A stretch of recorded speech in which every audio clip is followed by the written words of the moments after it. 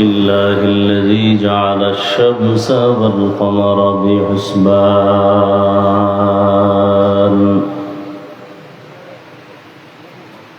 والنجم والشجر يسجدان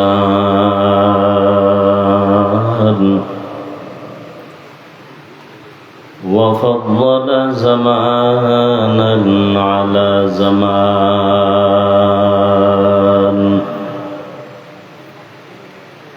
كما فضل مكانا على مكان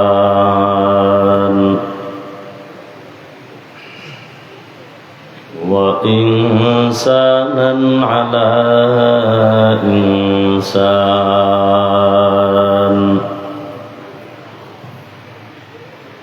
ونشهد أن لا إله إلا الله وحده لا شريك له لا ضد له ولا ند له ولا مثل له ونشهد أن سيدنا وسندنا وحبيبنا وحبيب ربنا وطبيبنا وطبيب قلوبنا ومولانا محمدا عبده ورسوله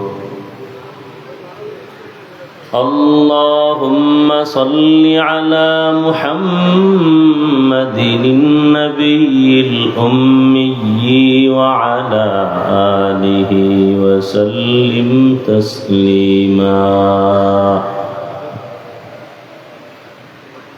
وبعد فأعوذ بالله من الشيطان الرجيم بسم الله الرحمن الرحيم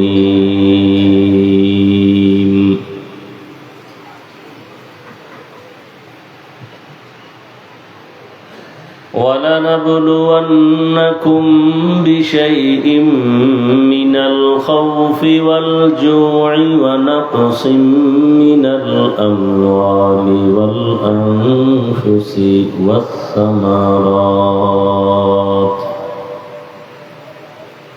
وبشر الصابرين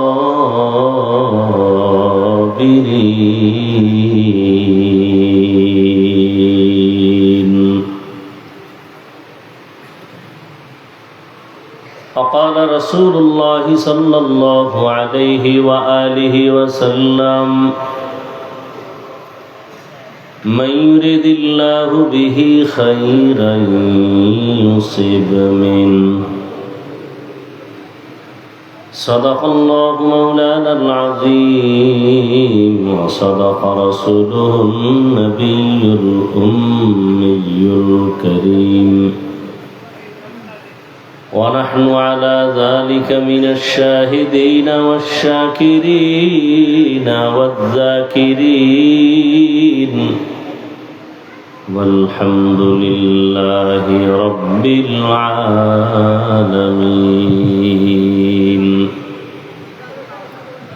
سبحانك لا علم لنا إلا ما علمتنا إنك أنت العليم الحكيم رب اشرح لي صدري ويسر لي أمري واحلل عقدة من لساني يفقه قولي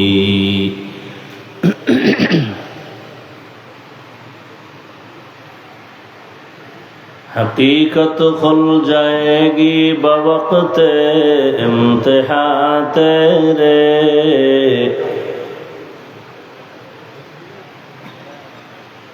حقیقت کھل جائے گی بوقت امتحان تیرے کہ سستی میں یا محنت میں گزاری زندگی تو نے کہ سستی میں یا محنت میں گزاری زندگی تو نے محمد نے آ کر کفر کو مٹایا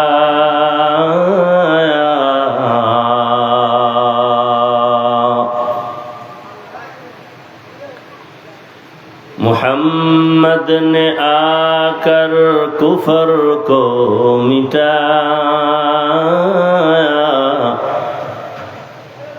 کفر کو مٹا کر صداقت بتایا کفر کو مٹا کر صداقت بتایا এই মনিটরের সাউন্ড বাড়াও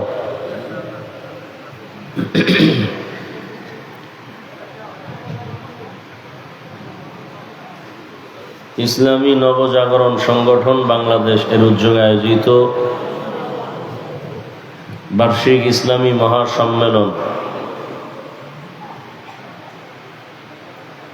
বুখারী খতম ও মসজিদ মাদ্রাসা কমপ্লেক্স উদ্বোধন উপলক্ষে আজকের এই আয়োজন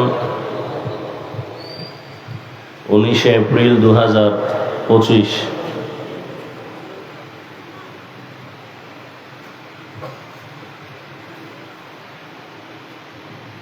মহতি এ মাহফিলে উপস্থিত মুহতারাম সম্মানিত সভাপতি আল্লামা ইলিয়াস সাহেব দামাত বারাকাতুহুম, উদ্বোধক আমিরে হেফাজতে ইসলাম আল্লামা শাহ মুহিবুল্লাহ বাবু নগরী দামাত বারাকাতুহুম, প্রধান অতিথি আল্লামা ডক্টর আফম খালেদ হোসেন দামাত বারাকাতুহুম, হাটাজারি মাদ্রাসা, বাবুনগর মাদ্রাসা, নানুপুর মাদ্রাসার মোহতামিম সাহেব, হযরতগণ, আরও অনেক উলামায়ে কেরাম এখানে আলোচনা রেখেছেন। আমার আগে যিনি আলোচনা করেছেন ফেনী থেকে আগত শেখুল হাদিস আল্লামা ফরিদউদ্দিন আল মুবারক দামাত বারাকাতুহুম, অন্যান্য অতিথিবৃন্দ, অত্র অঞ্চলের বিভিন্ন স্থান থেকে আগত আল্লাহ পাকের আশিকিন, জাকিরিন, শাকিরিন, মুহিব্বিন, মুরব্বিয়ান এজাম, কলিজার টুকরা আমার সমবয়সী যুবক বন্ধুগণ, স্নেহের ছোট ভাই, পর্দার আড়ালে মা বোনেরা, আল্লাহ পাকের দরবারে শুকর যে আল্লাহ আমাদেরকে সুস্থ রেখেছেন এবং হাজারো মুসিবতের মধ্য দিয়ে লাখো মানুষের ভেতর থেকে বাছাই করে আমাদেরকে এই পবিত্র মজলিস, বেহেশতের বাগান, গুনাহ মাফের মজলিস, তওবা কবুলের মজলিসে আসা ও বসার তৌফিক দান করেছেন। নিয়ামতের শুকর আদায়ার্থে পড়ি আলহামদুলিল্লাহ। দরুদ ও সালাম সৈয়দুল মুরসালিন, রহমাতুল লিল আলামিন, শফিউল মুজনিবিন, খাতামুন নবিয়্যিন, সৈয়দুস সাকালাইন, ইমামুল মুরসালিন, হযরত মুহাম্মদুর রাসূলুল্লাহ সাল্লাল্লাহু আলাইহি ওয়া আলিহি ওয়াসাল্লামের উপর। টিস্যু আনতে বললাম না, নাই।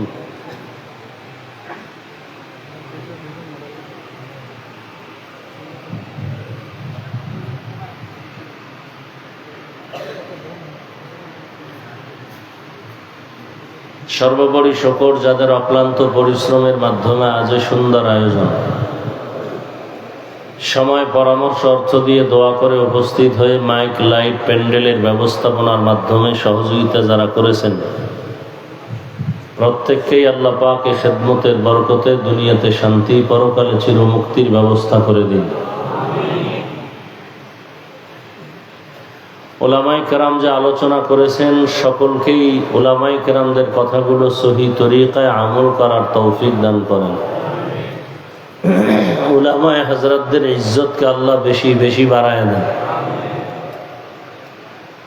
যারা বিভিন্নভাবে উলামায়ে কেরামদেরকে ছোট করার জন্য উম্মতের মাঝে ঘৃণা জমানোর চক্রান্ত করে, আল্লাহ তাদের হেদায়েত দান করেন।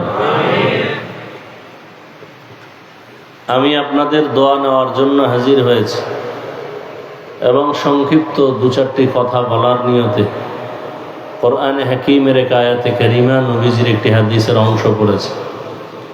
ইখলাস ও রুহানিয়াতের সমন্বয়, সহি নিয়তে, সহি তরিকায়, সহি কিছু কথা আমাকে বলার মতো, আপনাদেরকে শুনবার মতো দয়াময় আল্লাহ তৌফিক দান করুন। وَلَنَبْلُوَنَّكُمْ بِشَيْءٍ مِّنَ الْخَوْفِ وَالْجُوعِ وَنَقْصٍ مِّنَ الْأَمْوَالِ وَالْأَنفُسِ وَالثَّمَرَاتِ। আল্লাহ বলেন, মুমিনকে আল্লাহ পরীক্ষা করবেনই করবেন। ভয়ের মাধ্যমে, ক্ষুধার মাধ্যমে, সম্পদের ঘাটতির মাধ্যমে, জীবনের ঘাটতির মাধ্যমে, ফলের ঘাটতির মাধ্যমে। অবাশশিরিস সাবিরিন, সুসংবাদ সওয়াবের যারা, ধৈর্য ধারণকারী যারা, এদের জন্য। নবীজি বলেন, মাইয়ুরিদিল্লাহু বিহি খাইরান ইউসিব মিন। আল্লাহ যাকে বেশি মহব্বত করেন, ভালোবাসেন, তাকে আল্লাহ মুসিবতের পরীক্ষা নেবেন। দুনিয়াতে আল্লাহ আমাদেরকে পাঠিয়েছেন পরীক্ষা দেওয়ার জন্য। পরীক্ষা দিতে হলে লেখাপড়ার প্রয়োজন, ক্লাস আদান প্রদানের প্রয়োজন, সবক দেওয়া নেওয়ার প্রয়োজন, শিক্ষক ছাত্রের সাথে কথোপকথনের প্রয়োজন। রুহের জগতে সবক আদান প্রদান হয়েছে সমস্ত আত্মার সাথে। এখন পরীক্ষা দরকার। পরীক্ষার হল বানায় আল্লাহ দুনিয়াতে মানুষ পাঠিয়েছেন। এই পরীক্ষায় পাস যারা করবে, তারা দুনিয়ার থেকেই জান্নাতের সুসংবাদ পেয়ে বিদায় নিবে। এবং এই পরীক্ষায় পাস করার জন্য একটা পুঁজি প্রয়োজন, যে পুঁজিটা না থাকলে সে পাস করা অসম্ভব। ওই পুঁজির নাম হলো ধৈর্য। এই ধৈর্য আবার তিন প্রকার। ইবাদতের বেলায় ধৈর্য, গুনাহের ক্ষেত্রে ধৈর্য, মুসিবতের ক্ষেত্রে ধৈর্য। ধৈর্য এমন একটা সম্পদ যেটা অর্জন করতে পারলে আল্লাহ তাকে বড় বড় দুটো পুরস্কার দিবেন। এক পুরস্কার দুনিয়াতে পাবে, আর একটা আখেরাতে পাবে। দুনিয়ার পুরস্কার, আল্লাহ তার বন্ধু হয়ে থাকবেন। ইন্নাল্লাহা মা'আস সাবিরিন। পরকালের পুরস্কার, আল্লাহ তাকে বিনা হিসাবে জান্নাত দান করবেন। ইন্নামা ইউওয়াফফাস সাবিরুনা আজরাহুম বিগাইরি হিসাব। সাবিরিন যারা, এরা বেগাইরে হিসাব জান্নাতে যাবে। সেই জান্নাতটা কামাই করার জায়গায় দুনিয়া। দুনিয়া মাজরাতুল আখিরা। আখিরাতের ফসল কামাই করতে হবে দুনিয়াতে বসে।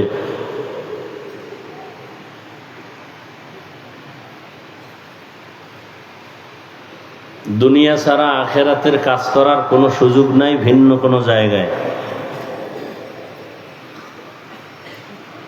পরীক্ষার হলে পরীক্ষার্থী যখন যায়, পরীক্ষায় পাশ করার জন্য ধৈর্য তো আছে, সেটা লাগবেই। বাহ্যিক দৃষ্টিতে আরো দুইটা সম্বল দরকার, দুইটা ব্যবস্থার দরকার। যে দুই ব্যবস্থা না থাকলে সে কখনো পরীক্ষায় পাশ করবে দূরের কথা, পরীক্ষায় গিয়ে লিখতেই পারবে না। এক ব্যবস্থার নাম রিজালুল্লাহ, আর এক ব্যবস্থার নাম কিতাবুল্লাহ। দুনিয়ার লাইনে যারা পরীক্ষা দেয়, এদের গাইডও লাগে, গাইড বুঝায় দেওয়ার জন্য। আবার কোচিং মাস্টার, প্রাইভেট মাস্টারও নেই। দুনিয়ার পরীক্ষার হলে আল্লাহ মানুষকে পাঠাইয়া এই দুইটা ব্যবস্থা করছেন। কিতাবও দিছেন, ব্যক্তিও দিছেন।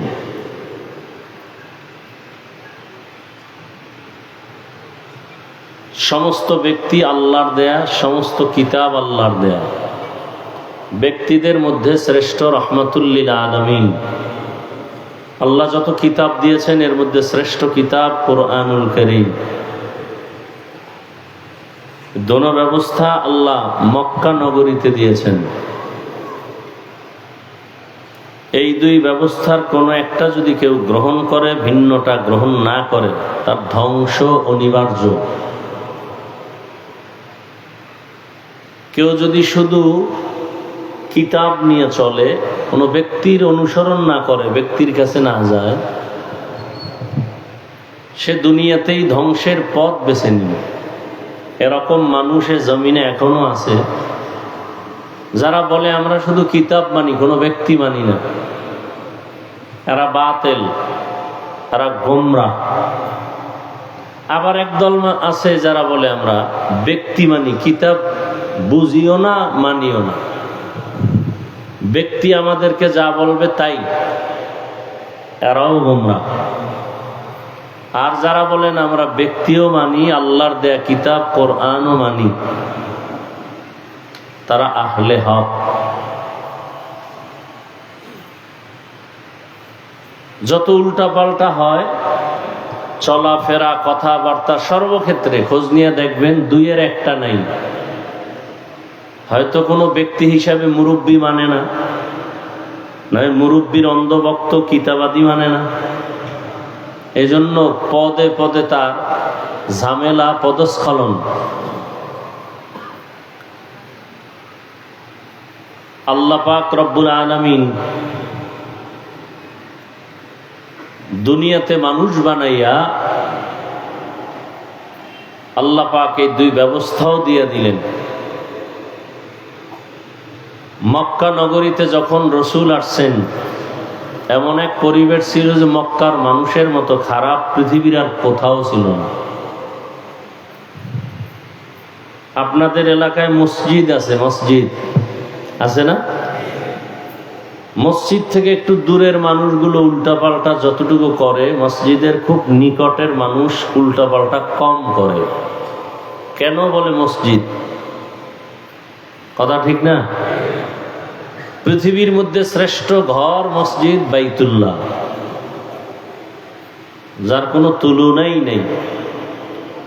ইন্না আউওয়ালা বাইতিন উযিআ লিন-নাসি লাল্লাযী বিবাক্কাতা মুবারাকান ওয়া হুদা,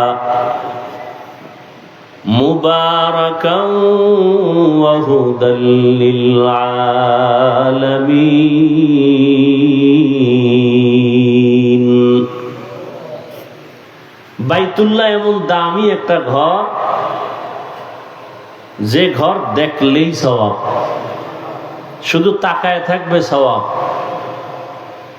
বাইতুল্লাহর দিকে যদি কোনো জিয়ারত করনেওয়ালা প্রথম নজর দেওয়া মাত্র অন্তর ভরে যে দোয়া করবে, রহমতের নবী বলেন বাইতুল্লাহ এমন একটা ঘর, প্রথম নজর দিয়া তাকায়া যে কোনো দোয়া করবে সাথে সাথে আল্লাহ কবুল করে ফেলবেন। বাইতুল্লাহর দিকে যতক্ষণ তাকায়া থাকবে কিচ্ছু বলবে না, শুধু তাকায়া থাকবে যতক্ষণ ততক্ষণ শুধু সওয়াব আর সওয়াব। বাইতুল্লাহ এমন একটা দামি ঘর, যার আঙ্গিনার ভেতরে, যার সীমানার মধ্যে কোনো মুমিন যদি বলে আল্লাহ, একবার আল্লাহ বলার বিনিময় 1,00,000 বার আল্লাহ বলার সওয়াব পেয়ে যাবেন। বাইতুল্লাহ এমন একটা ঘর, যেই ঘরের আঙ্গিনার ভেতরে, সীমানার মধ্যে যদি কেউ একবার সুবহানাল্লাহ পড়ে, একবার বলার বিনিময় 1,00,000 বার সুবহানাল্লাহ বলার সওয়াব আল্লাহ দান করবেন। এত দামি একটা ঘর বাইতুল্লাহ। সব মসজিদ আল্লাহর ঘর। ঢাকার জাতীয় মসজিদ বাইতুল মুকাররম আল্লাহর ঘর, তবে বাইতুল্লাহ বড় দামি। অন্যান্য ঘরের তুলনায় বাইতুল্লাহ তুলনাহীন হেদায়েতের ঘর আল্লাহ বানাইছেন। তাহলে সেই বাইতুল্লাহ এমন দামি ঘর আল্লাহ বানাইয়া, যেই ঘরের দিয়ে তাকাইলেই সওয়াব, সেই ঘরের পার্শ্বের মানুষগুলো খারাপ হলেও একটু কম হবে, এর থেকে দূরের মানুষ আরো খারাপ হবে। কিন্তু বাইতুল্লাহর মানুষ এতটাই চরিত্রহীন, সারা দুনিয়াতে এদের মতো খারাপ আর কোথাও ছিল না। কারণ কি? এর অনেক কারণ। এর মধ্যে একটা কারণ হলো এরা কোনো মুরব্বী এদের ছিল না, মুরব্বী হারা হয়ে চলতেছিল। ঈসা নবী চলে গেছেন, আমাদের নবী আসবেন, এর মাঝখানে কেউ নাই। এরা এক পর্যায়ে মুরব্বী যখন পায় না বা নেয় না, অটোমেটিক নফস তাদের মুরব্বী হয়ে গেছে। যারা বলে আমরা কোনো মুরব্বী মানি না, কোনো আল্লাহ ওয়ালা মানি না, অটোমেটিক তাদের নফস শয়তান মুরব্বী হয়ে তাদেরকে পরামর্শ দেয়, আর ওই নফসের ধোকায় পড়ে উল্টা পাল্টা করে।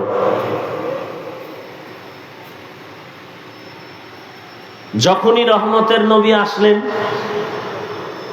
মক্কার মধ্যে পরিবর্তন শুরু হয়ে গেল। নবীকে দেখে সবার দিল নরম হয়ে গেল। দীর্ঘ 40 বছর পর্যন্ত নবী কারো কাছে নামাজের কথা বলেন না, রোজার কথা বলেন না, জিকিরের কথা বলেন না, তেলাওয়াতের কথা বলেন না, কোনো দাওয়াত নাই। শুধু নবী সবার সাথে মিলতেছেন, আলোচনা করতেছেন, ব্যবহার দিতেছেন। নবীর ব্যবহারে সব মানুষগুলো মুগ্ধ হয়ে যাচ্ছে, সবার মন আকৃষ্ট হয়ে যাইতেছে যে একটা নিরেট মানুষ। আর আল্লাহ রহমতের নবীর চেহারা মোবারকের মধ্যে রওব দান করেছিলেন, দেখলেই মায়া লাগত। এটা রসুলের বিশেষত্ব।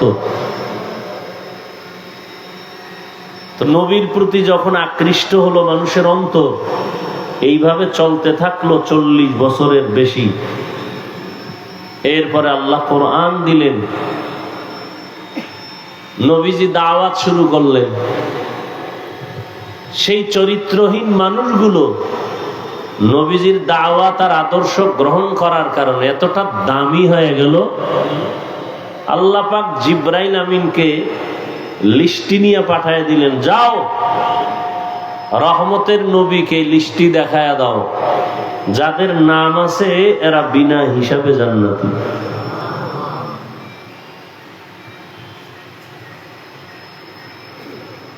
রসুলের আদর্শ তারা গ্রহণ করার কারণে। এজন্য নবী বিদায় বেলা চ্যালেঞ্জ দিয়ে গেছেন গোটা দুনিয়ার উম্মতের সামনে।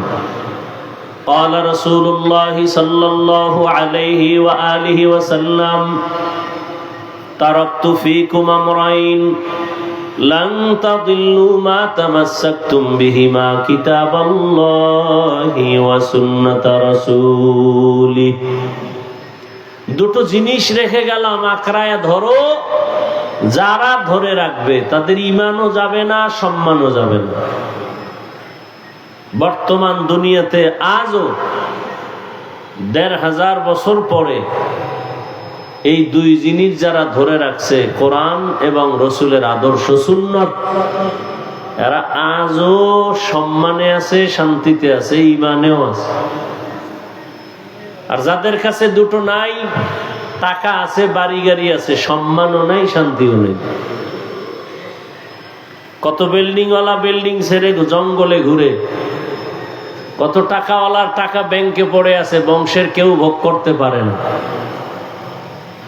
কারণ একটা সম্মান বান্দা নিজে কিনে টাকা দিয়া, আর একটা সম্মান আল্লাহ দান করেন। আল্লাহর দেয়া সম্মান যারা পায় এরা দুনিয়ায়ও বাদশা, আখেরাতেও বাদশা।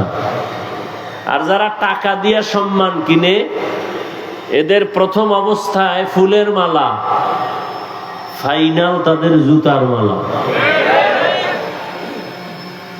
এটাই দেখতেছি চোখের সামনে। আর আল্লাহর দেয়া সম্মান যারা ধরে রাখতে পারলো, হাজার কোটি মুসিবতের মধ্যেও তারা এখনো বাদশার হালাতে আছে। এর মধ্যে কারা সর্বোচ্চ লেভেলে আছে? উলামায়ে আহলে হক, উলামায়ে কেরাম। আগেও যেমন, এখনো তেমন, সামনেও এমনই থাকবে। কারণ এই সম্মান টাকা দিয়ে কিনা হয় না। কে দিছেন? আল্লাহ দিছেন। আর আল্লাহ তখনই দিবেন যখন বান্দা আল্লাহর হুকুম, রসুলের আদর্শকে নিজের জীবনের আপন বানায় নিবে।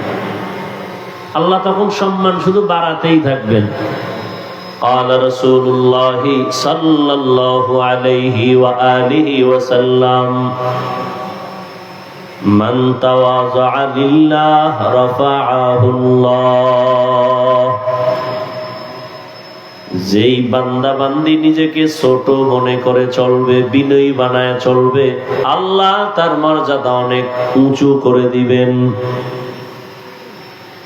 নিজেকে যত বিনয়ী করে রাখবে, আল্লাহ তার মর্যাদা শুধু বাড়াতেই থাকবেন। মানুষ তো জন্মগতভাবেই মর্যাদাবান। দুনিয়াতে আসার আগেই আল্লাহ মানুষকে সর্বোচ্চ সম্মান দান করেছেন। ওয়ালাকাদ কাররামনা বানি আদম وحملناهم في البر والبحر ورزقناهم من الطيبات وفضلناهم على كثير ممن خلقنا تفضيلا। বনি আদম বড় দামি এক সম্পদ। এদের মতো শ্রেষ্ঠ কোন প্রাণী আল্লাহ সৃষ্টি করেন নাই। জমিনে চলার জন্য, পানির মধ্যে চলার মতো উত্তম ব্যবস্থা আল্লাহ করেছেন। উত্তম খানার আয়োজন আল্লাহ তাদের জন্য করেছেন। তাহলে মানুষ জন্মগতভাবে, সৃষ্টিগতভাবেই শ্রেষ্ঠ। নূরের সৃষ্টি শ্রেষ্ঠ না, আগুনের সৃষ্টি শ্রেষ্ঠ না। আল্লাহ পাকের স্থায়ী ঘোষণা, সিদ্ধান্ত, মাটির সৃষ্টি মানুষ হলো শ্রেষ্ঠ। আল্লাহ সিদ্ধান্ত দিয়ে দিলেন নূরের সৃষ্টি শ্রেষ্ঠ না, আগুনের সৃষ্টি শ্রেষ্ঠ না, একমাত্র মানুষ হলো শ্রেষ্ঠ। ঘোষণাকার আল্লাহ। তাহলে মানুষ তো দুনিয়াতে আসার আগেই মর্যাদাবান। আল্লাহ আবার মর্যাদা বাড়াবেন? বলে হ্যাঁ। কেমন মর্যাদা? সম্মান। কোন ব্যক্তির সম্মান কতটুকু আছে, এটা মাপকাঠির জন্য অন্য মানুষের প্রয়োজন। একজন আলেমের সম্মান আছে, সবাই আমরা জানি। বুঝবো কেমনে এটার সম্মান আছে? কয় যে তাকে দেখলে সবাই সম্মান করে, সালাম দেয়, সম্মানের স্থান দেয়। এটার দ্বারা বুঝি এর অনেক মান, অনেক দাম।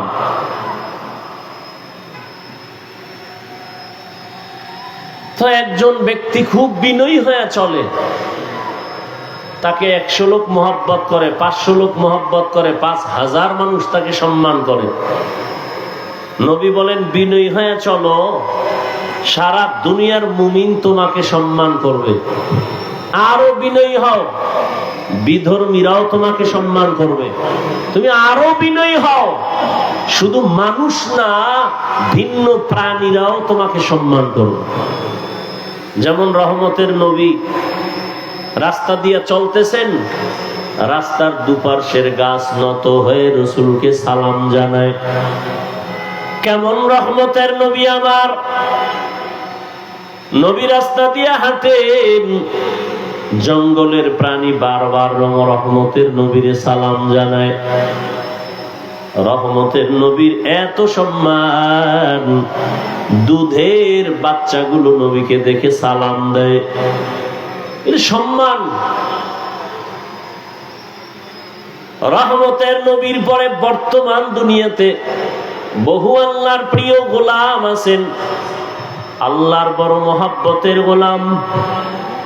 এমনও আছেন যাদের কথা বাঘে শুনে, যাদের কথা অন্য প্রাণীও শুনে, কারণ এটা সম্মান আমার আল্লাহ দান করেন। আর এই সম্মানটা বারে বিনয়ী হওয়ার কারণে, যত বিনয়ী হবে, নরম হয়ে চলবে, আল্লাহ তার মর্যাদা শুধু বাড়াতেই থাকবেন।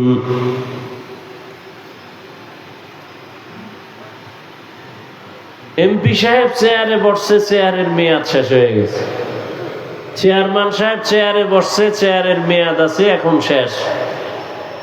কিন্তু আল্লাহর রসুলের আদর্শ নিয়া, আল্লাহর হুকুম মাননেওয়ালা ওলামায়ে কেরাম যে চেয়ারে বসছেন, চেয়ারের মেয়াদ শেষ হবে তো দূরের কথার কোনো তো মেয়াদই নাই। ওলামায়ে কেরামের চেয়ারের মেয়াদ আসেনি। একজন এমপি, ডিসি, এসপির থেকে এই চেয়ারের দাম অনেক বেশি, অনেক বেশি। এই সম্মান আল্লাহ দিছেন আল্লাহর দ্বীনের নিসবতের কারণে। এলমেরা এজাজু করদান বেহিসাব, খলকেরা দাদান জওয়াবে বাসওয়াব, হক নাদারাত দোস্তে খলকা জারেরা, নিস্তে ই খসলত একি দিনদারেরা। আপনারা সবাই দামি মানুষ, তো বুঝাবারও কোনো এলেম নাই, ভাষা তো নাই, এরপরও যাও কিছু বলবো এর মধ্যে ভয়। যারা দেখতে নারী চলন বাঁকা, এই সমস্যায় আরো সমস্যা। বয়ান কি করব? আপনাদেরকে বয়ান করার মতো যে এলেমের প্রয়োজন, যেই উপরের তবকার প্রয়োজন, তার 1000 কোটি ভাগের বিন্দু মাত্র নাই, চিন্তাও করা যায় না। এরপর কেন দাওয়াত দেয় আমাকে, তাও আমি বুঝি না। তবে চট্টগ্রামের একজন ওলিয়ে কামেল, আল্লাহ পাকের প্রিয় গোলাম, আহলুল্লাহ যাকে বলে, দুনিয়ার থেকে চলে গেছেন মুফতি আজিজুল হক রহমতুল্লাহ আলাইহি। তার কথা আমাদের মুরব্বীদের জবানে শুনছি, জীবনীতে দেখেছি, এগুলো নকল করি। যে বয়ান যে আমরা করি, আমরা তো বড় বক্তা, আন্তর্জাতিক মানের বক্তা। এই যে বয়ান করি, বয়ান করার মধ্যে এলেম আমলের কোনো দখল থাকে না, বাহাদুরি চলে না। যে বয়ান হয়, বয়ান হওয়ার ভেতরে পুঁজি লাগে 2টা। এক আল্লাহর রহমত, আর একটা পুঁজি লাগে উপস্থিত শ্রোতা যারা, এদের অন্তরের নিরঙ্কুশ মোহব্বত। এই 2 জিনিস এক না হলে বয়ান হয় না, কোনোদিন সম্ভব নয়, যত বড় এলেমওয়ালাই হোক। বয়ান করা এক জিনিস, বয়ানের মধ্যে আসর তৈরি হওয়া আর এক জিনিস। মোনাজাত তো সবাই ধরি, চোখে পানি আসে কতজনা। বয়ান তো সবাই শুনি, করি। কারো কথা শুনলে দিল নরম হয়, চোখে পানি আসে। কারো কথা শুনলে কেমন যেন মন বসে না, ভালো লাগে না। সম্পূর্ণ আল্লাহ পাকের রহমত, শ্রোতাদের অন্তরের মহব্বত আর আকর্ষণ। বান্দার ভেতরে থাকবে আলোচক যে, তার মধ্যে ইখলাস, তখন কিছু কথা হয়। আর এখন তো সব কিছু হয়ে গেছে ফ্যাশন, সব ফ্যাশন। আমি মাঝে মাঝে বলি, বয়ান করা আমাদের বক্তাদের পেশা, আর শ্রোতাদের বয়ান শোনার নেশা। বসে বসে শুনবে, সারা রাত শুনবে। নামাজ বাদ দিয়া শুনাইতে পারলে আরো খুশি। নামাজ এক ঝামেলা, ওযু করো, পানি মুছো, কত পেরেশানি। কিন্তু বয়ান শুনবে, এখানে তৃপ্তি হয় নাই, মোবাইলে শুনবে। বয়ান শোনা নেশায় পরিণত হয়ে গেছে। আর আমাদের করাটা পেশা, মাঝখানে ফলাফল শূন্য। আল্লাহ আমাদের সব ভাইকে হেদায়াত দান করেন।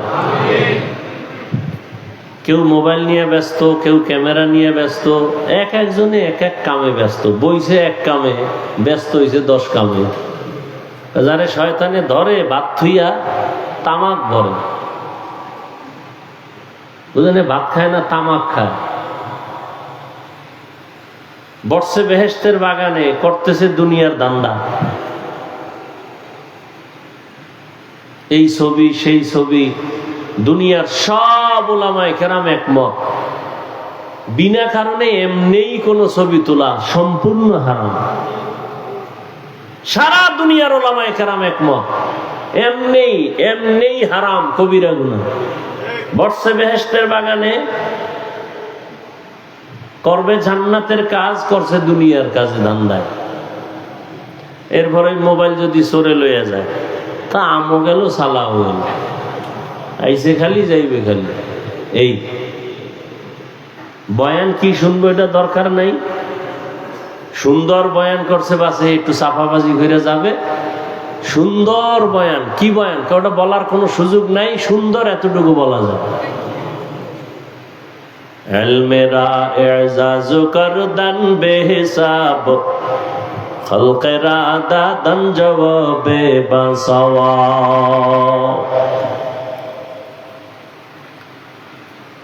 রহমতের নবী, যার কোনো গুনাহ নাই, কেউ সন্দেহ করলে তার ঈমান চলে যাবে। সেই রহমতের নবী কতটা বিনয়ী হয়ে চলেন। মক্কার চরিত্রহীন মানুষগুলো নবীর এত আশেক। কেমন বিনয়ী নবী আমার! 63 বছর হায়াতে কখনো রহমতের নবী কাউকে একটা গালি দেন নাই।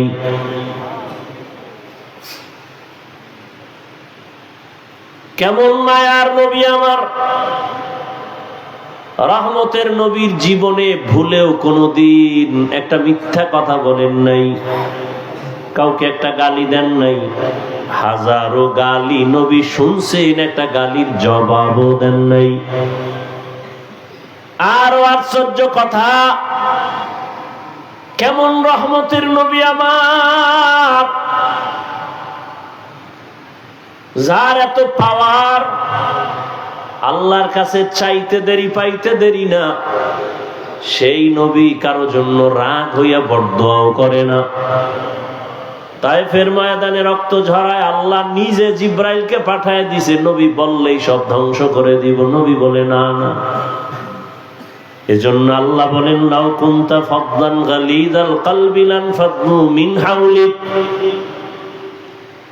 রহমতের নবীর অন্তর যদি শক্ত হতো, বক্রতাপূর্ণ হতো, ও নবী আপনার কাছে কেউ আসতো না, সব ভেঙে যাইত।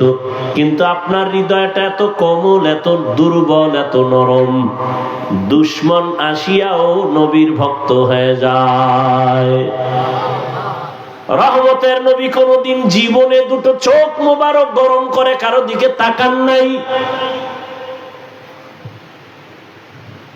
দুটো চোখ মোবারক গরম করে নবী কোনদিন কারো দিকে ভুলেও গরম চোখে তাকান নাই।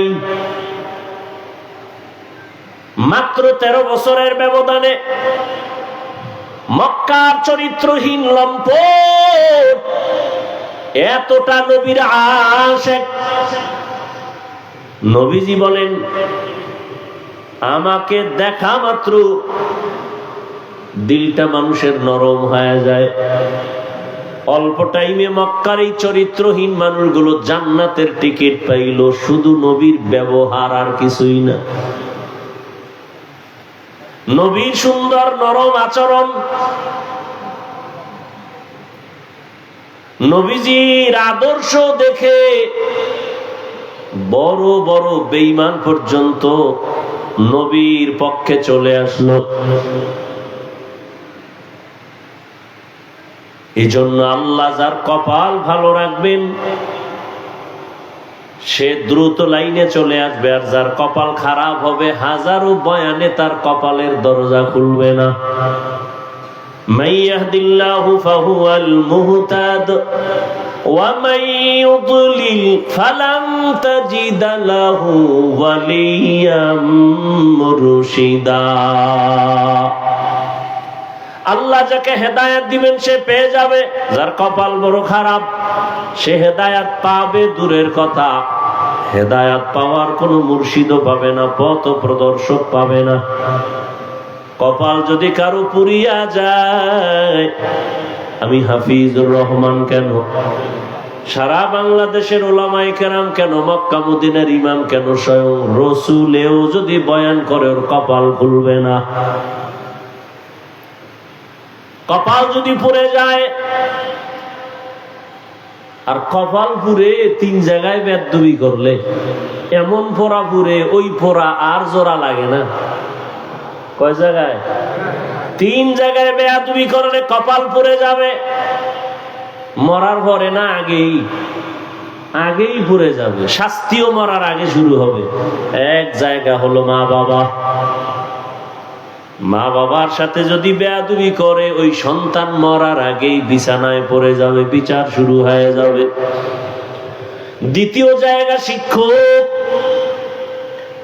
আমি হাফিজুর রহমানকে আমার মা আমার বাবা চোখের পানি ছেড়ে কলিজা ভরে দোয়া করেছেন, আল্লাহ সম্মান দিছেন, কিন্তু আল্লাহর জাতের কসম আপনাদের সামনে বসাইয়া আমি যে বয়ান করতেছি, এই বয়ান আমাকে কোনোদিন আমার মাও শিখান নাই, আমার বাবাও শিখান নাই। আমার হাতে ধরে ধরে নাম লেখা, দস্তখত দেয়া, বয়ান করা, কথা বলা শিখাইছেন আমার উস্তাদ। আমার শিক্ষক আমাকে মানুষ বানাইছেন, আর আমার মা বাবা দোয়া করেছেন। এই জন্য যদি কোনো ছাত্র শিক্ষকের সাথে বেয়াদবি করে বরদোয়া নেয়, আল্লাহর জাতের কসম ওর মরণের আগেই গজব চলে আসবে। রাস্তায় চলি, মাঝে মাঝে বহু ল্যাংটা পাগল দেখি, আরবিতে কথা বলে, ইংলিশে কথা বলে। পাগল আবার ইংলিশ কেন বলে, আরবি বলে কেন? চিন্তা ভাবনা করে দেখলাম পাগল হইয়া ইংলিশ শিখে নাই, আরবি শিখে নাই, বরং স্কুল বা মাদ্রাসার ভালো ছাত্র ছিল, বেয়াদবি করে পাগল হয়ে গেছে। জমিনে কোনো মা বাবা সন্তানের জন্য বরদোয়া করে না, জমিনের মধ্যে কোনো শিক্ষক ছাত্রের জন্য বরদোয়া করে না। কিন্তু কষ্ট যখন আসে তখন একটা নিঃশ্বাস বের হয়, এই নিঃশ্বাসটা অভিশাপ, একটা নিঃশ্বাস। আসমান থেকে ফয়সালা চলে আসে। قال رسول الله صلى الله عليه وآله وسلم اثنان يعجلهما الله في الدنيا البغي وعقوق الوالدين। পয়গম্বর বলেন, 2টা অন্যায় আছে যদি করো শাস্তিটা মরার আগেই হবে। প্রথম অন্যায়ের নাম জুলুম, দ্বিতীয় অপরাধের নাম মা বাবার সাথে বেয়াদবি।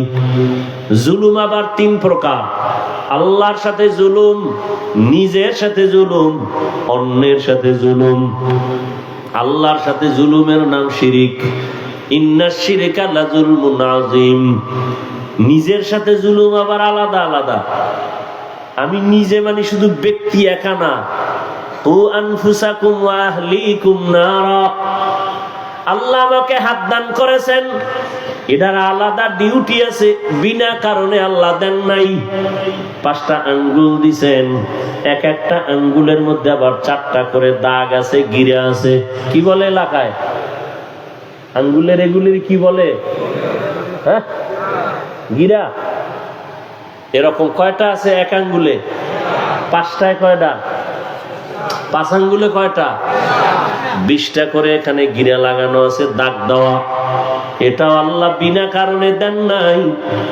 বান্দা তুমি নামাজ পড়িয়া সালাম ফিরাইয়া 33 বার সুবহানাল্লাহর আমল করো, 33 বার আলহামদুলিল্লাহ তাসবিহ পড়ো, 34 বার আল্লাহু আকবারের তাসবিহ পড়ো। ডান হাতের আঙ্গুল গনে গনে গনে গনে হক আদায় করো।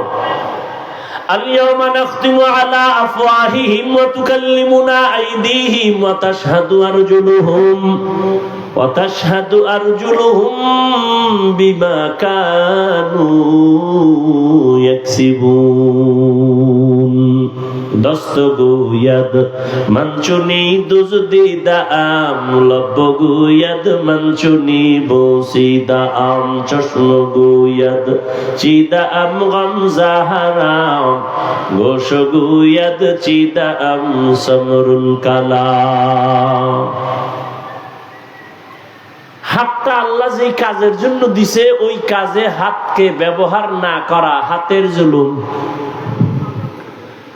আল্লাহ দুটো চক্ষু দান করেছেন ডিউটি করার জন্য।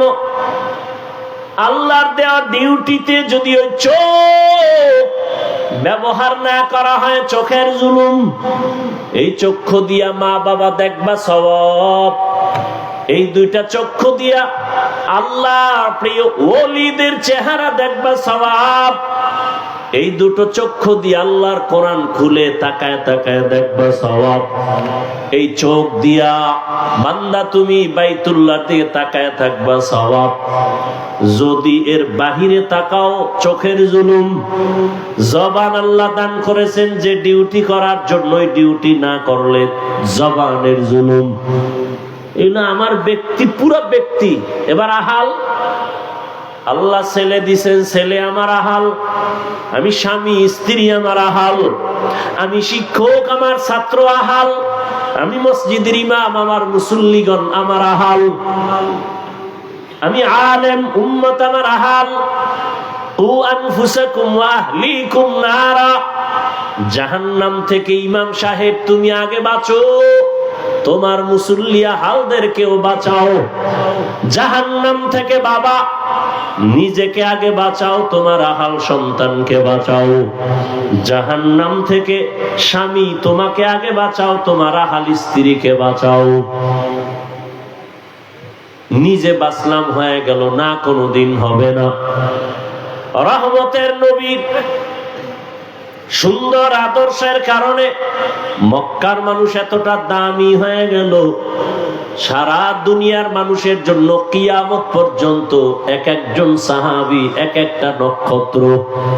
নবী বলেন আসহাবী কান্নুজুম, আকাশের তারকার মতো এক একজন সাহাবী উম্মতের হেদায়েতের জন্য। আকাশের তারকার সাথে তুলনা কেন? বলে আরবের মানুষ, এখনো মানুষ আছে ওই কক্সবাজার আমাদের কুয়াকাটা বঙ্গোপসাগরের অনেক ভেতরে যায় মাছ ধরার জন্য। গভীর পানির মধ্যে গিয়া জাল ফেলে। ইলিশ গভীর মাছ পানির মধ্যে থাকে, 200, 300, 500 হাত পানিতে গিয়া জাল ফেলে ইলিশ মাছ ধরার জন্য। ওখানে তো নেটওয়ার্ক নাই, তো জেলেরা চলাফেরা করে কেমনে? কয় তারকা দেখে আমরা এরপরে রাস্তা খুঁজি, ওটা ওরা বুঝে। আরবের মানুষ তারকা দেখে ভালো মন্দ যাচাই করে। রহমতের নবী বলেন উম্মত কিয়ামত পর্যন্ত আমি আর কোনোদিন আসব না। আমার রেখে যাওয়া আদর্শ আর আমার সাহাবায়ে কেরামের আদর্শ দেখে তোমরা হেদায়েতের পথ নির্ণয় করো, কারণ আমার এক একজন সাহাবী হেদায়েতের জন্য একটা তারকা।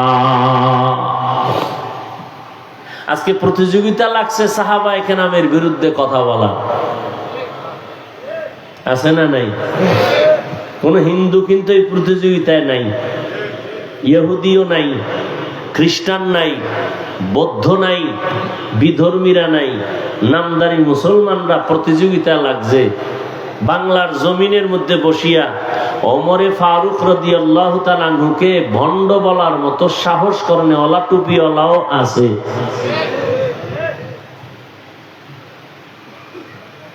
সাহাবায়ে কেরামের বিরুদ্ধে ইশারা ইঙ্গিতে যারা বলবে লেখবে এরা ভণ্ড, এদের যারা ভণ্ড বলবে না তারাও ভণ্ড। আল্লাহ হেদায়াত দান করুন। ওই যে কপাল, কপাল যদি পুড়ে যায়, কপাল পরার আর এক আলামত হলো আল্লাহ যে তার উপরে বেজার, তার প্রথম প্রমাণ সে আলেমদের পিছনে লাগবে। আহলে হক আলেমের পিছনে যে লাগে প্রমাণ তার কপাল খারাপ। মা বাবার সাথে বেয়াদবি, শিক্ষকের সাথে বেয়াদবি। 3 নাম্বার হলো উলামায়ে কেরাম মুরব্বীদের সাথে বেয়াদবি। এই ছোট্ট বয়সে যা দেখলাম, এই 3 জায়গায় বেয়াদবি করিয়া একজনও দুনিয়াতে সফল হতে পারে নাই। এই অল্প বয়সে অনেক কিছু দেখছি। 2004 সালে আমি দাওরা শেষ করলাম। আমাদের ক্লাসে একটা ছাত্র ছিল বড় ভালো, কিন্তু হুজুরদের সাথে উল্টা পাল্টা করতো, মা বাবার সাথে। দেখছি চোখে তাকায় যে বাবা মোনাজাত দিয়ে বরদোয়া করে, আল্লাহ ধাক্কাইয়া দেওবন্দে লয়ে গেছে। 1 নম্বরে পাস, আইছে বাংলাদেশে। নাম কইলে ফেসবুকের গোলামরা সবাই চিনবে, যাদের জীবন মরণ ফেসবুক। এখন মাও জীবন না, বাবাও না। বাপ ছাড়তে রাজি, মা ছাড়তে রাজি, ভাই ছাড়তে রাজি, মাদ্রাসা ছাড়তে রাজি, সব ছাড়বে। মোবাইলের এই গজবের পথ ছাড়বে না। ও এটা নিয়ে দুনিয়াও বরবাদ করবে, আখেরাতও বরবাদ করবে, মান্যত করে ফেলেছে। এরা চিনবে নামটা বললেই, বিশেষ করে আমাদের মাদ্রাসার লাইনে। এত ভালো ছাত্র বাংলাদেশে কোথাও 1 মাসের বেশি থাকে না। এক জায়গায় মাইরও খাইছি শুনছি। আমার দ্বারা একদিন আইছে মাদ্রাসায় ঢাকাতে, তো ওয়াজ নিবে। আমি তোরে ওয়াজ দিব না জীবনে। তো চোখের সামনে শুধু একটা না, হাজারও দেখতেছি। এই 3 জায়গায় যারা বেয়াদবি করে, এরা দুনিয়াতেই বিফল, সব ধ্বংস হয়ে দেন। আজকে বাংলাদেশে এত ঝামেলা কেন? একমাত্র উলামায়ে কেরামের সাথে বেয়াদবির ফলাফল। নাচতে বলেন কেন? দালাল দালাল ভাব। উল্টা আমগো দালাল কর না, আমগো চেহারা দেখলে মনে হয় দালাল। উলামায়ে কেরাম যদি কোন সুদখোরের কাছে যায়, বুঝতে হবে তার রং ঠিক রেখে যদি যায়, তাহলে সুদখোরের রং লাগায় নাই, বুঝতে হবে তাহলে ইসলামের স্বার্থে গেছে, দুনিয়ার স্বার্থে না। যদি সুদখোরের কাছে যাইয়া তার রঙে রঙিন হয়ে যায় হুজুর, তাহলে বোঝা গেল উদ্দেশ্য ভিন্ন। কিন্তু উলামায়ে কেরাম তার অস্তিত্ব ঠিক রেখে যদি আওয়ামী লীগের কাছে যায়, বিএনপির কাছে যায়, যার কাছে যায়, বুঝতে হবে দিনের স্বার্থে। হাটহাজারীর হুজুর গেছেন দিনের স্বার্থে, আওয়ামী লীগ হতে যান নাই। বিএনপির কাছে গেছেন মুফতি আমিনী রহমতুল্লাহ আলাইহি, হাজারো আলেম দিনের স্বার্থে গেছেন, মাদ্রাসার স্বার্থে গেছেন, কোরআন হাদিসের অস্তিত্ব ঠিক রাখার জন্য গেছেন, বিএনপির গোলাম হতে যান নাই।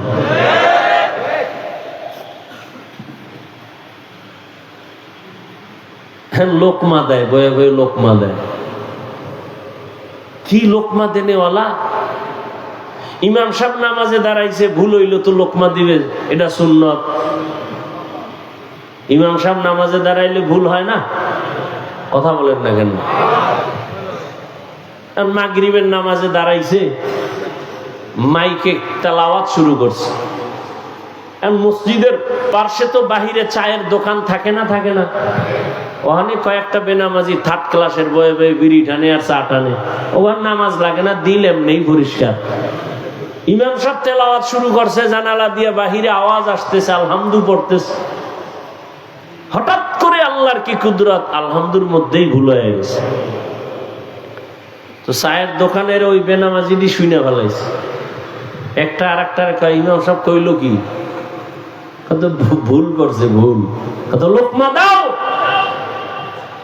একটা কাপ ফালাইয়া জানালা দিয়ে তাকায় লোকমা দেয়। ইমাম সাহেব, কামটা তো ঠিক হয়নি।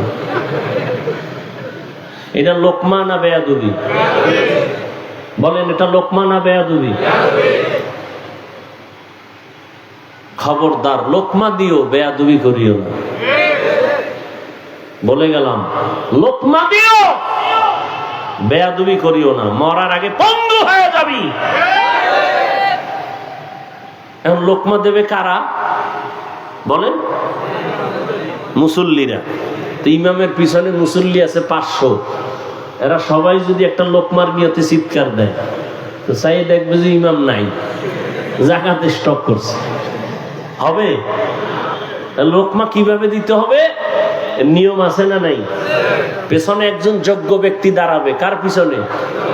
ইমামের পেছনে।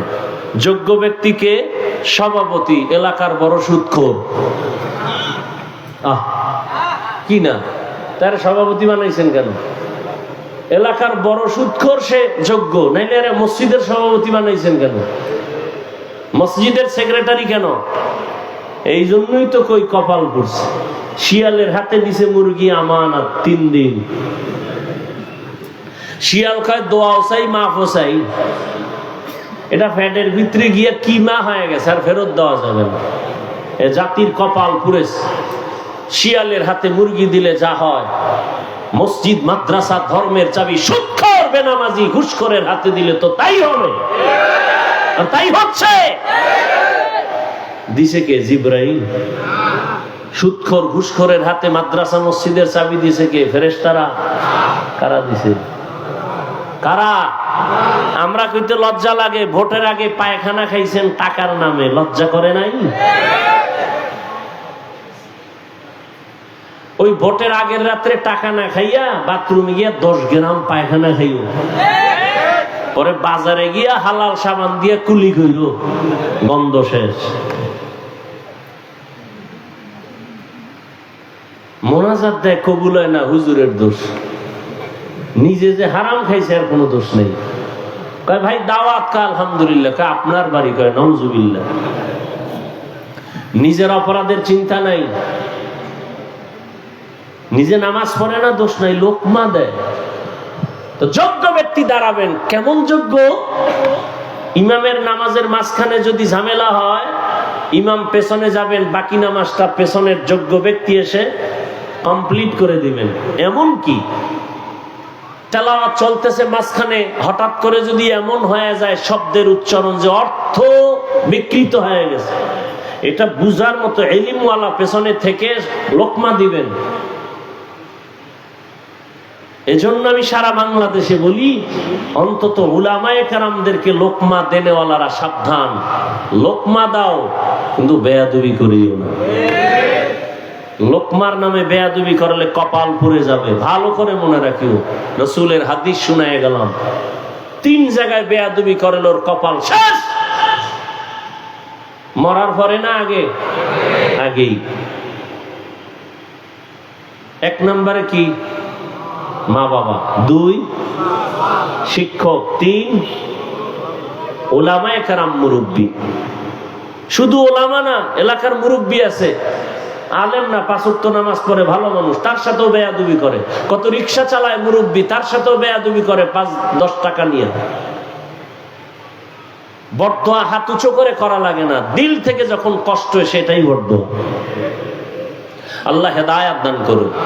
লিকুল্লি শাইইন যিনাতুন ফিল ওয়ারা ওয়া যিনাতুল মারই তামামুল আদাবি।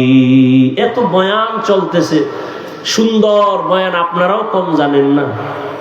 মাইকলে টান দিলে আপনারটাও সুন্দর বয়ান হবে, কণ্ঠও খারাপ না, কিন্তু আমলের খাতা শূন্য কেন? একমাত্র কারণ আল্লাহর আযাবের ভয় অন্তরে নাই। এ কারণে চোখের মধ্যে পানি নাই, মোনাজাতে কান্না নাই, দিলের মধ্যে অন্যের প্রতি কোনো দরদ নাই। একজনকে আমি হেফাজত করব, কিন্তু না, আমি একজনকে মানুষের সামনে লজ্জা দিতে পারলে বড় আনন্দ লাগে। এজন্য আল্লাহ পাক বলেন, ও মুমিন, আমি 5টা জিনিসের মাধ্যমে তোমাদের পরীক্ষা করব।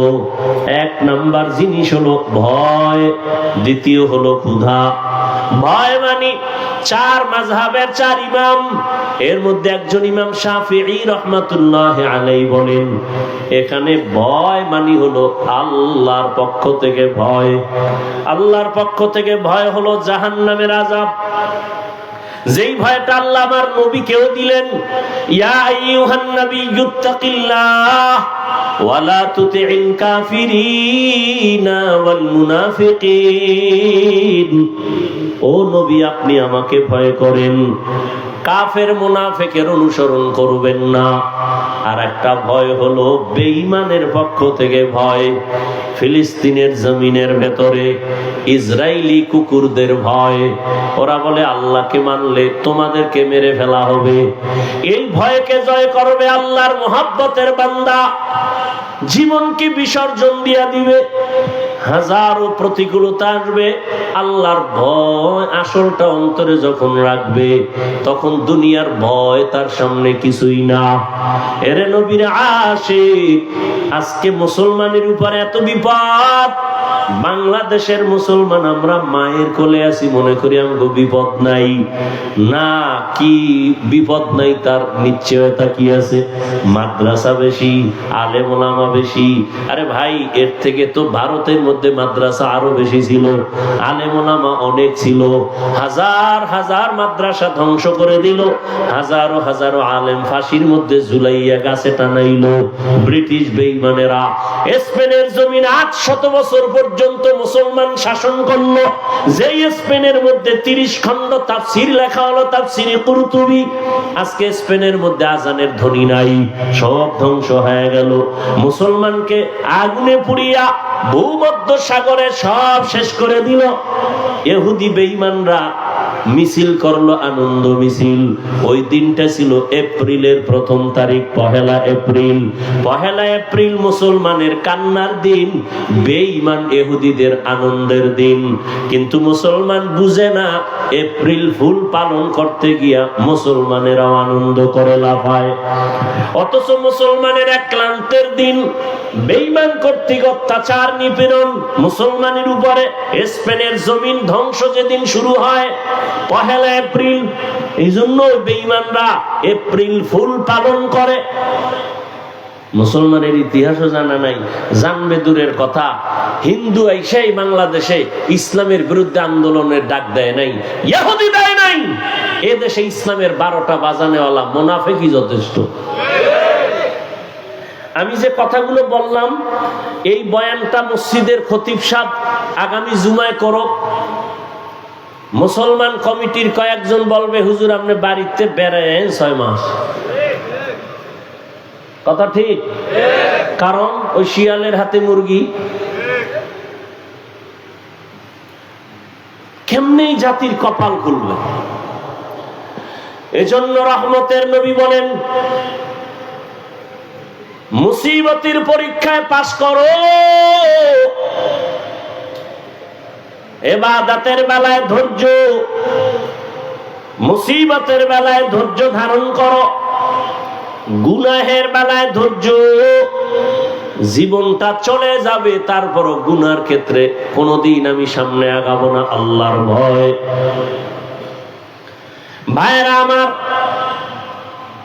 ওমরে ফারুক রাদিয়াল্লাহু তাআলা আনহু রহমতের নবীকে জবাই করার জন্য তরবারি নিয়ে দৌড়ায়। আল্লাহর হুকুম, সে ওমর আমার নবীর চেহারা দেখে কালেমাওয়ালা হয়ে গেল। আল্লাহ তাকে এমন ভাবে কবুল করেছে, ওমর এখন যেই পথ দিয়া চলে, শয়তান ওই পথে চলে না, ভয়। যুবক মদের বোতল নিয়ে হাঁটে, হঠাৎ করে তাকায় দেখে ওমর আসতেছে, ভয়, ফালায়াও দিতে পারে না। আল্লাহর কাছে মনে মনে তওবা করছে। ওমর এসে সামনে দাঁড়ায়, বোতলটা দে। যুবক কাঁপতেছে। কেন কাঁপে? বলে ওমরের মেজাজ এমন যে কথার আগে তরবারি রেডি। যুবক কাঁপতে কাঁপতে বোতলটা দিল। ওমরে ফারুক রাদিয়াল্লাহু আনহু বোতলটা নিয়ে দেখে বোতলের ভেতরে 1 ফোঁটা মদও নাই, পুরা বোতলটা সাদা দুধে ভরা। हर के दारत खौफे हक दर दिल मदन जन्नतुल मावा देहद उरा मकाम। 1 নাম্বার আল্লাহর ভয়ের পরীক্ষা চলবে। ওমরে ফারুক রাদিয়াল্লাহু আনহু দিনের বেলা বিচার করেন, রাতের বেলা মানুষের বাড়ি যায় ঘুরেন। ঘুরতে ঘুরতে দেখে একটা বাগানের মধ্যে আগুন জ্বলে। আরো সামনে আগাইলেন, বিয়ে দেখেন ভেতরে মহিলাদের কণ্ঠের আওয়াজ। ওমর দূরত্ব বজায় রেখে চুপ করে দাঁড়ালেন। ওমর এখানে আছে কেউ জানে না। শুনে মহিলারা কথা কয়। এক মা তার কন্যাকে বলে, ও আমার মেয়ে, আগামীকাল বাজারে দুধ বিক্রি করতে নিবা, গাভীর দুধ, পানি বেশি দিও। মেয়ে ডাক দিয়ে কয়, মা খবরদার, আর একবারও বলবা না, ওমর যদি শুনে কল্লা ফেলে দিবে। মা বলে, ওমর তো দেখবে না। ওমর কই? ওমর কোথায়? ঘরের পাশে দাঁড়ানো। মেয়ে ডাক দিয়ে কয়, ওমর তো দেখবে না। আরে মা বলে, ওমর দেখবে না।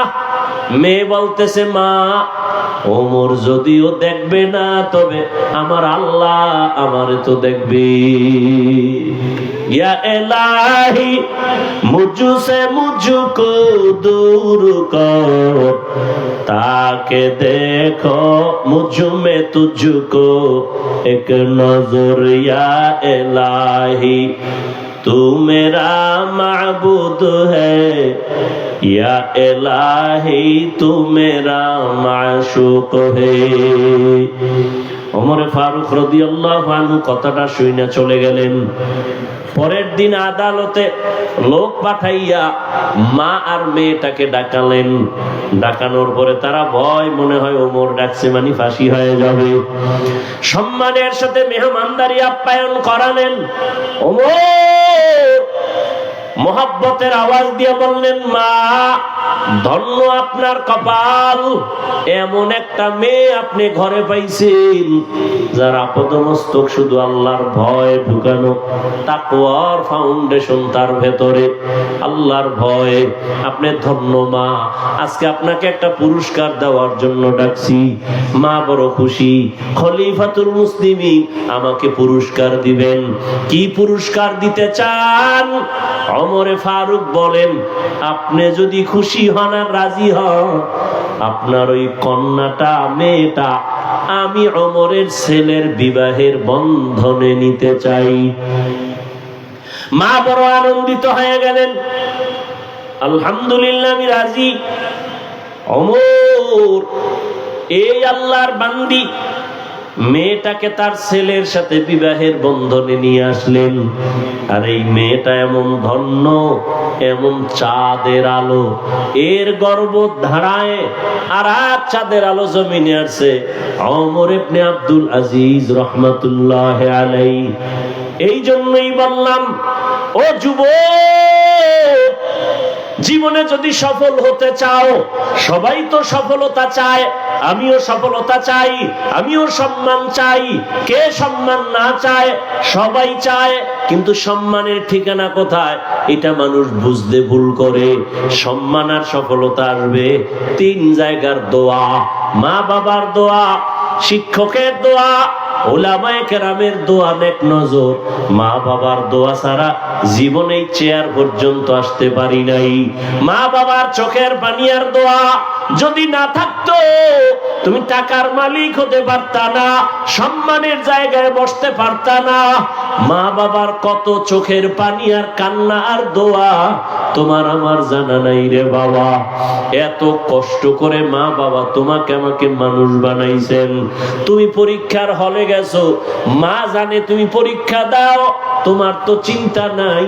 আম্মা জান রাতের বেলা ঘুমায় না, চোখের পানি ছেড়ে কাঁদেন, হে মালিক আমার সন্তানকে পরীক্ষায় কামিয়ে বিধান করো। শিক্ষকের দোয়া বড় সম্পদ। দোয়া যদি না থাকে, ওই ছাত্রের শিক্ষার যোগ্যতা আসে না, এলেমে বরকত থাকে না। এরে আল্লাহর বান্দা, ওলামায়ে কেরামের নেক নজর যদি না থাকে, ওই বান্দার আখলাকের মধ্যে, চরিত্রের মধ্যে কোনো মহব্বত আসে না, আখলাকের মধ্যে কোনো রং আসে না। এই জন্য ওলামায়ে কেরামের নেক নজর দরকার, কারণ তাদের নজরের মধ্যে পাওয়ার আছে, তাকওয়ার পাওয়ার। ইয়া আইয়ুহাল্লাযীনা আমানু ইন তাত্তাকুল্লাহ ইয়াজআল লাকুম ফুরকান ফুরকানা, আল্লাহর দেওয়া পাওয়ার এর নাম ফুরকান, হাদিসের ভাষায় পাওয়ারের নাম ফিরাসাত। ইত্তাকু ফিরাসাতাল মুমিন ফাইন্নাহু ইয়ানজুরু বিনুরিল্লাহ।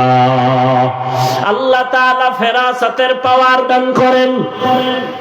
আল্লাহর প্রিয় গোলাম, কোন বেঈমান বেনামাজিকে এই পাওয়ার আল্লাহ দিবেন না। আল্লাহ পাওয়ার দান করে, এরা অনেক কিছু দেখেন ওই পাওয়ার দিয়া, যেটা তুমি আমি দেখতে পাই না। তবে এরা চামড়ার চোখ দিয়া দেখেন না, আল্লাহর দেওয়া নূরের আলো দিয়া তারা দেখতে পান। ওমরে ফারুক রাদিয়াল্লাহু আনহু আল্লাহর কাছে এতটা দামি হয়ে গেলেন, রহমতের নবী বলেন, লাউ কানা বাদি নবিয়্যুন লাকানা উমর, আমার পরে আল্লাহ যদি নতুন নবী কাউকে বানাইতেন, ওমর হতো আমার পরের নবী। ও আমার ভাইরা, ও যুবক বাবারা, পর্দার আড়ালের মা বোনেরা, কয়দিন দুনিয়ায় বাঁচবেন? চোখের সামনে শুধু মরণের লাশ আর লাশ। একটা সন্তানকে মানুষ বানায় যান, ডাক্তার বানান, বাধা নাই, মানুষ বানাইয়েন মানুষ। ডাক্তার হওয়া আলাদা, মানুষ হওয়া আলাদা।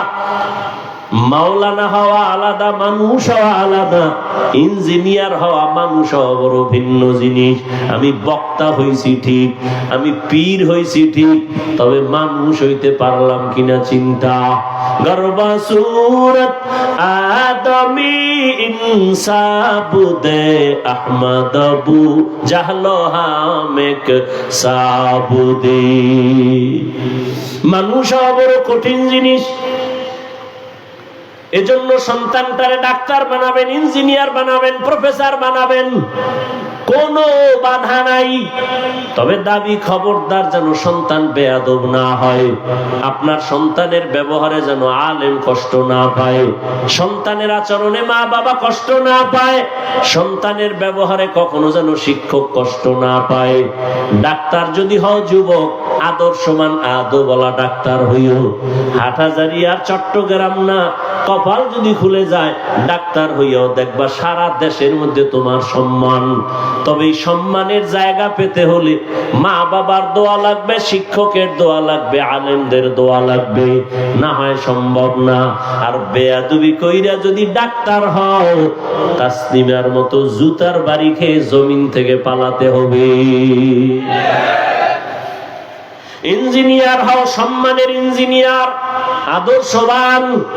ও যুবক, বয়ান করি মুসলমানের, একদল তো আমগো ঢিল সুরে সুরে বলে নবীজি বেঈমানের দাওয়াত দিছে, তোমরা কেন মুসলমানের দাওয়াত দাও? কত কথা, কথা তো আমারও এইটা, আপনাদের কেন বয়ান করব? আজকে তো হিন্দুদের বয়ান করলে ভালো হইতো, ইহুদিদের বয়ান করব। চট্টগ্রামের পাহাড়ি অঞ্চলে খ্রিস্টান মিশনারিরা কতই না ঝামেলা করতেছে, ওখানে বয়ান করা দরকার। পঞ্চগড় অঞ্চলে গিয়া কাদিয়ানি বানাচ্ছে, ওখানে বয়ান করা দরকার।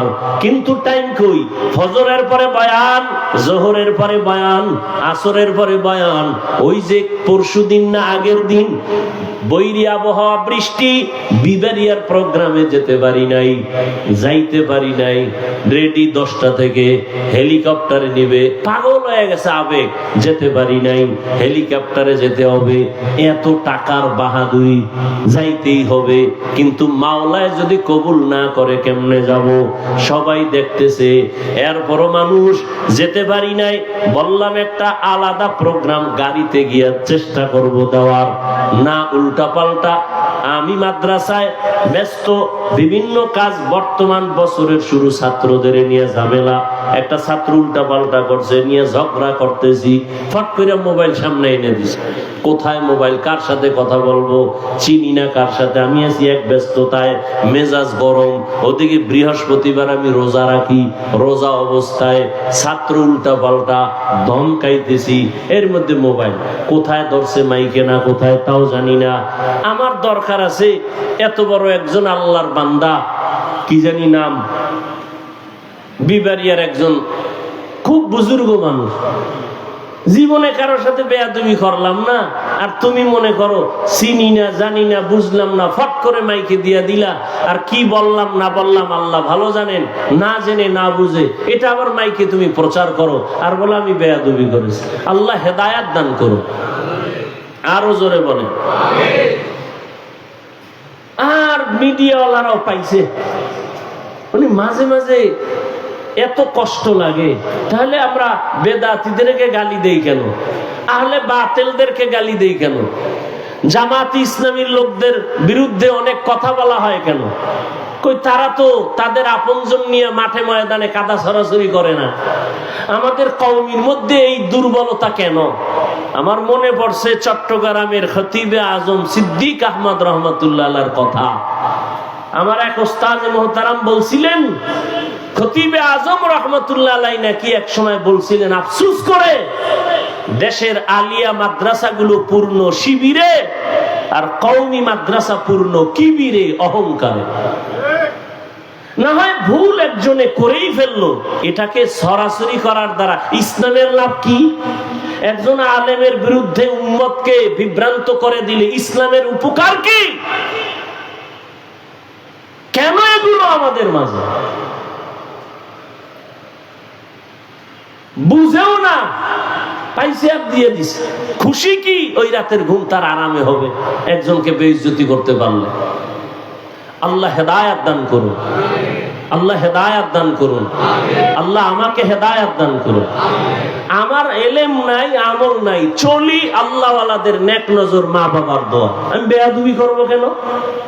আমার দুনিয়াতে আসা থেকে আজ পর্যন্ত কোনো বেয়াদবির ইতিহাস নাই, চিনি আর না চিনি না, আমি কোন মুভমেন্টে ছিলাম, কি অবস্থায় ছিলাম খবর নাই। আল্লাহ হেদায়াত দান করুন।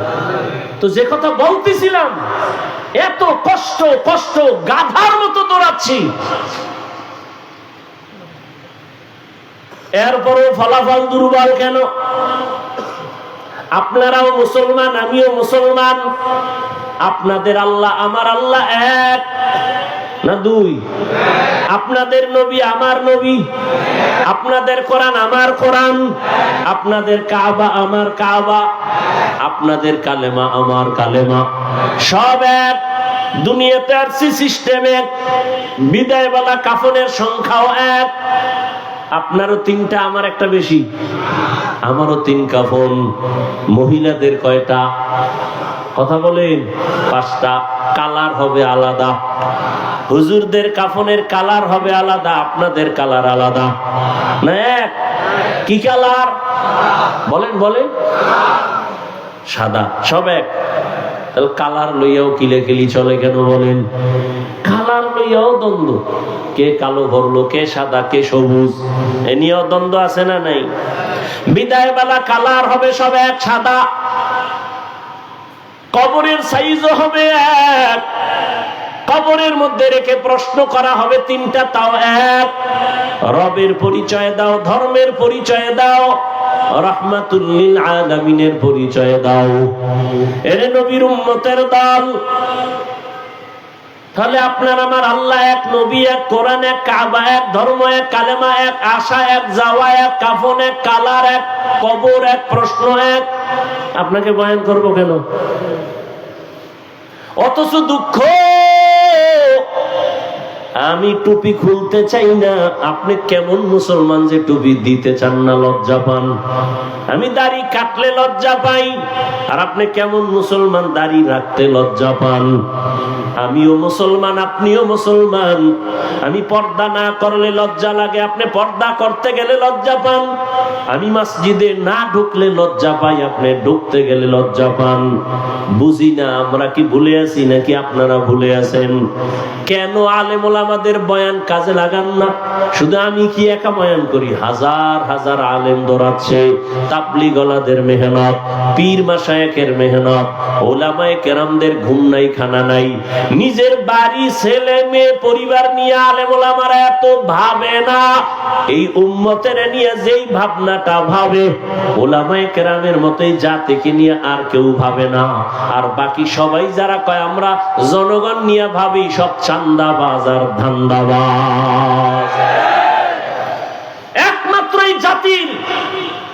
কলিজার আপন উলামায়ে কেরাম আর কেউ নাই, সব চান্দাবাজ আর ধান্দাবাজ। সবাই চিন্তা করে আমার চেয়ার কেমনে ঠিক রাখবো, অমুকের চেয়ার থেকে নামে আমি ক্ষমতায় বসবো। আর উলামায়ে কেরামের এই চিন্তাই নাই। ইমামতি থাক আর যার টেনশন নাই, মাদ্রাসার শিক্ষকতা থাক যার টেনশন নাই, কিন্তু উম্মতের চিন্তায় বিভোর, কোনো টেনশন নাই। উম্মতের জন্য একটু প্রচেষ্টা, আবার আল্লাহর কাছে কান্নাকাটি করে, পাও ধৈর্য ধৈর্য ধৈর্য ধৈর্য নরম নরম ভাষায় বয়ান করে, ভাইজান টুপি পরেন, মা বাবার খেদমত করেন, মিথ্যা বলবেন না, মানুষের সাথে খারাপ ব্যবহার করবেন না, বড়দের শ্রদ্ধা করবেন, ছোটকে স্নেহ করবেন, সুন্নাত অনুযায়ী ঘুমাবেন, নবীর আদর্শ মতো খানা খাবেন, কাউকে গালি দিবেন না।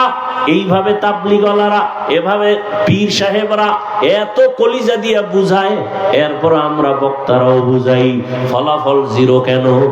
একমাত্র কারণ আল্লাহর আযাবের ভয় অন্তরে নাই। আল্লাহর কসম, আল্লাহর ভয় অন্তরে যতদিন আসবে না, ততদিন কোনো বয়ান আমলে আসবে না। আর আল্লাহর ভয়টাও কোনোদিন অন্তরে আসবে না যতদিন পর্যন্ত মানুষটা আল্লাহওয়ালার নজর লাগাবে না। আল্লাহওয়ালাদের নজরের দ্বারা তাকওয়া অন্তরে জমা হবে। এখন যারা আল্লাহওয়ালা মানেই না, বড় বড় মোস লাম্বা কইরা চাপাবাজি করে আর বলে আমরা পীর মানি না, ওলিয়া উলিয়া মানি না, আমাকে কেউ মানাই লাগে না। আমি সারা বাংলাদেশে বলছি, যারা বলে আমরা ওলিয়া উলিয়া মানি না, কোন মুরব্বি মানি না, আহলুল্লাহ মানি না, এরা কোরআন মানে না, বুখারী মানে না, এরা ভণ্ড। এদের যারা ভণ্ড বলবে না তারাও ভণ্ড।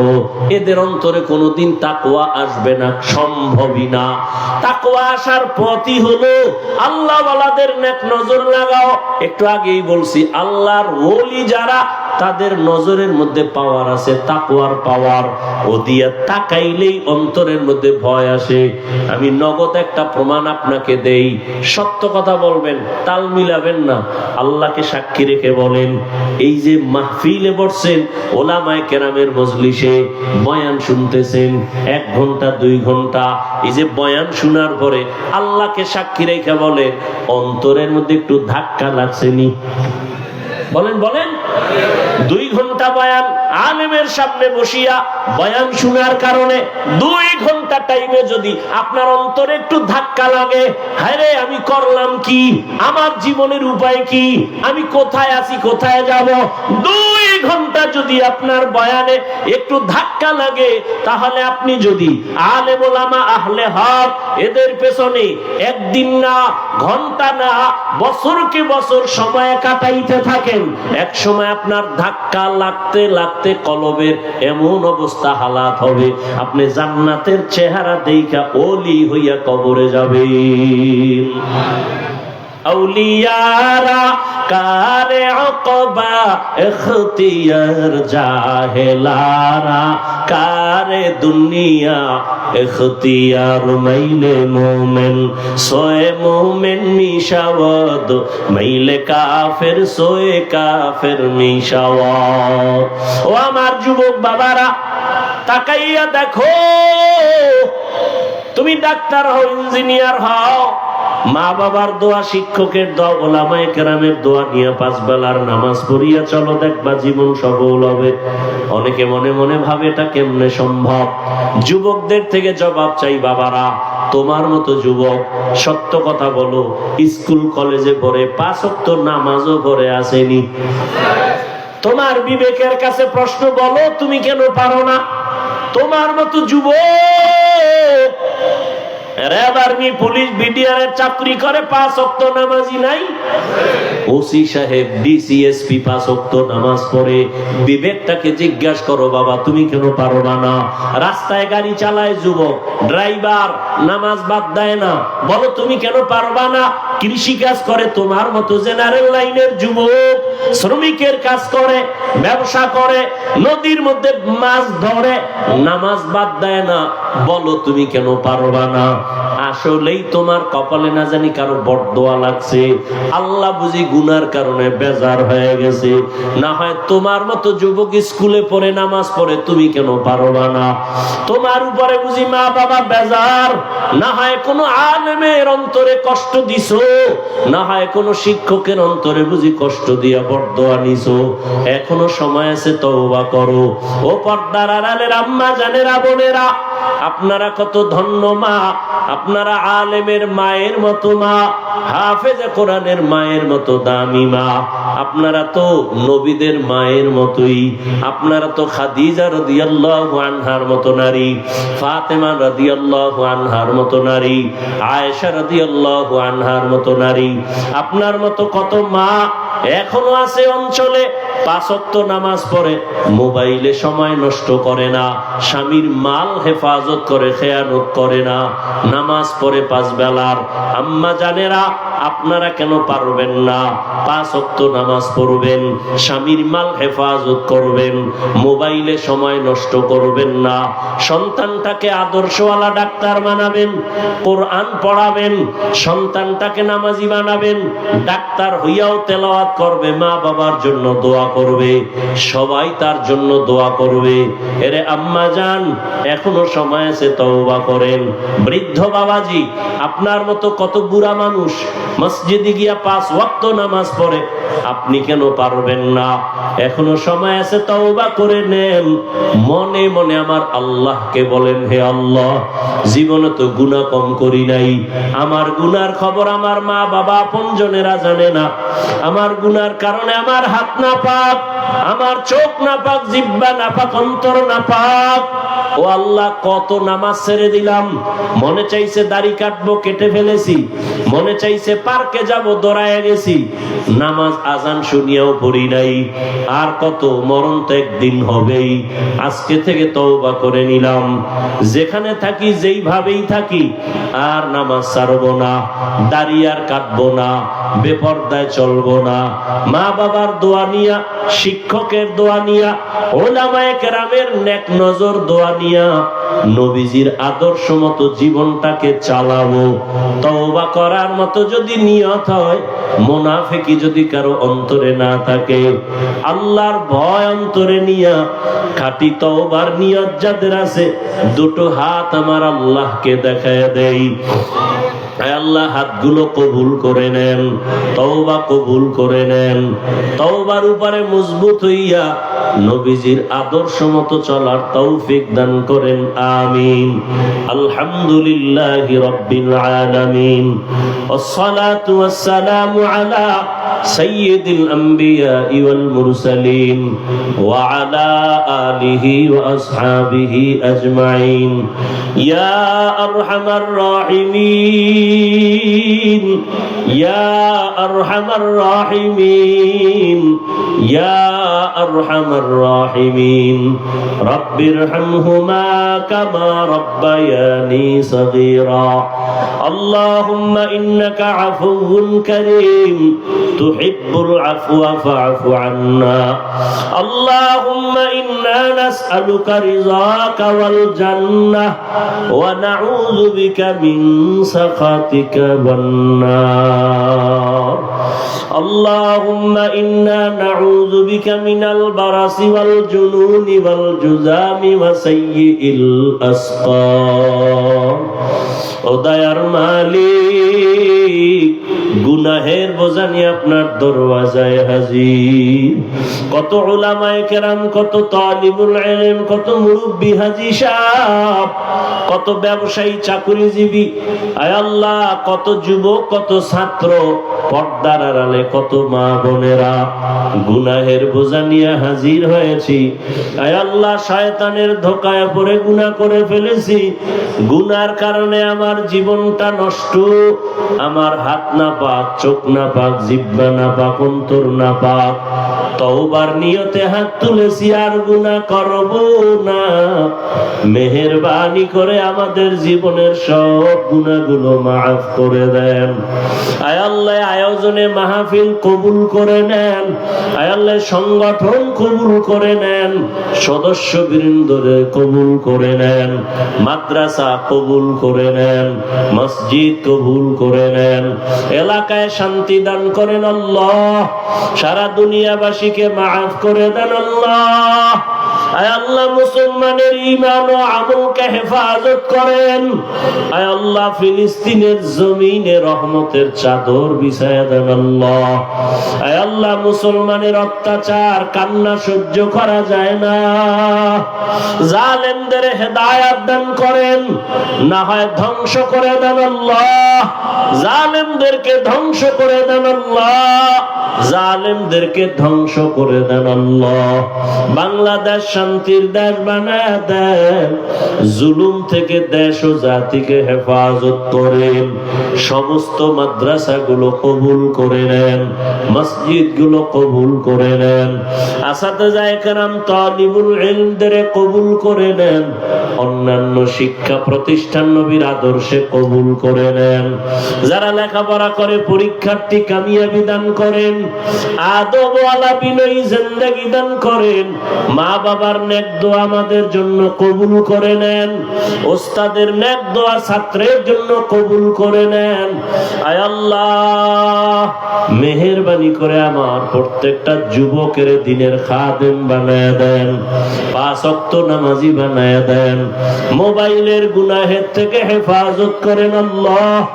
মা বোনদের আবেদা বানায় দেন, আয় আল্লাহ পর্দাওয়ালা বানায় দেন, সুন্নাতওয়ালা জীবন আমাদের দান করেন, নবীজির আদর্শওয়ালা জিন্দেগি দান করেন, ইজ্জতের জীবন দান করেন, ওলামায়ে আহলে হকের বিজয় দান করেন, বাতিলের মোকাবেলায় বিজয় দান করেন, বাতিলকে বাতিলের দ্বারা দমন করে দেন, বাতিলকে বাতিলের দ্বারা মিটায় দেন, বাতিলের নেফাকি জাহির করে মুমিনের ঈমান আমল হেফাজতের ব্যবস্থা করে দেন আল্লাহ।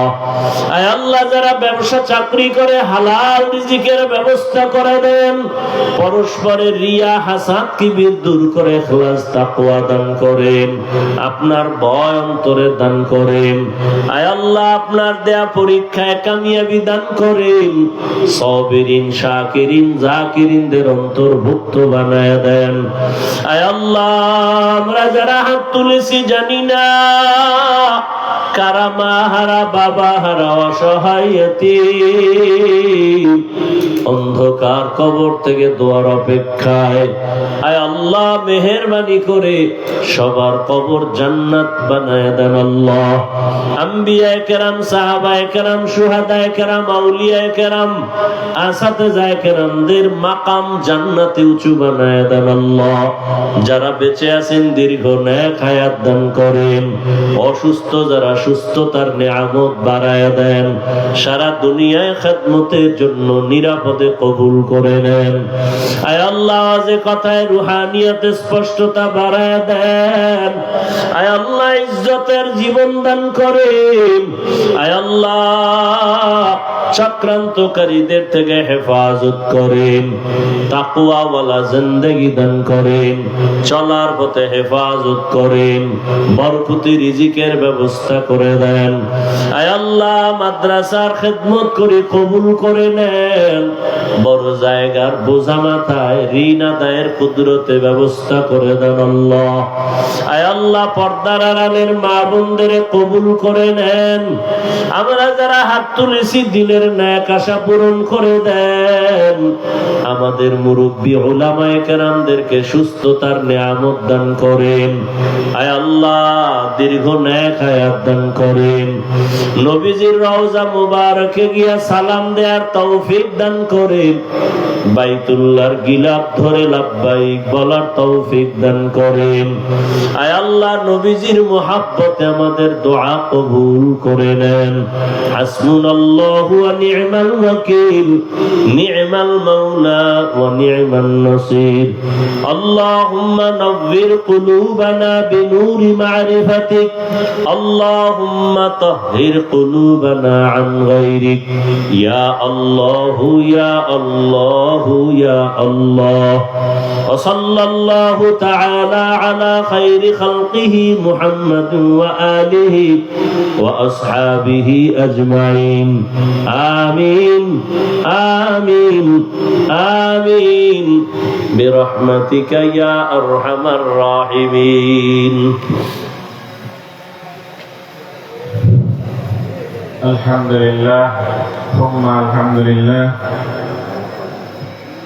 এতক্ষণ ধরে আমাদের মাঝে গুরুত্বপূর্ণ তাকরীর পেশ করলেন আজকের প্রধান আলোচক আল্লামা হাফিজুর রহমান কুয়াকাটা সাহেব ইসলামী নবজাগরণ সংগঠন বাংলাদেশ কর্তৃক আয়োজিত আজকের 18তম বার্ষিক ইসলামী মহাসম্মেলন হযরতের মুনাজাতের মাধ্যমে সমাপ্তি ঘোষণা করা হচ্ছে। বুদারপাড় থেকে যারা এসেছেন মহিউদ্দিন ভাইয়ের সাথে যোগাযোগ করার জন্য বিনীতভাবে অনুরোধ করা যাচ্ছে। দায়িত্বশীল ভাইয়েরা যারা দায়িত্বে আছেন সকলে বসবেন।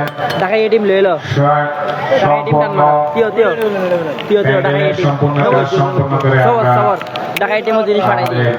এখান থেকে বিদায় নিব। একটি মোবাইল পাওয়া গিয়েছে, উপযুক্ত প্রমাণ দিয়ে নিয়ে যেতে পারেন। অফিসের মধ্যে একটি মোবাইল পাওয়া গিয়েছে।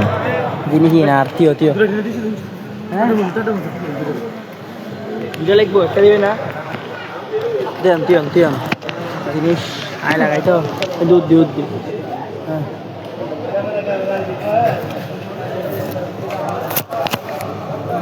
আমাদের মাঝে কিছু ক্র্যাশ রয়ে গেছে।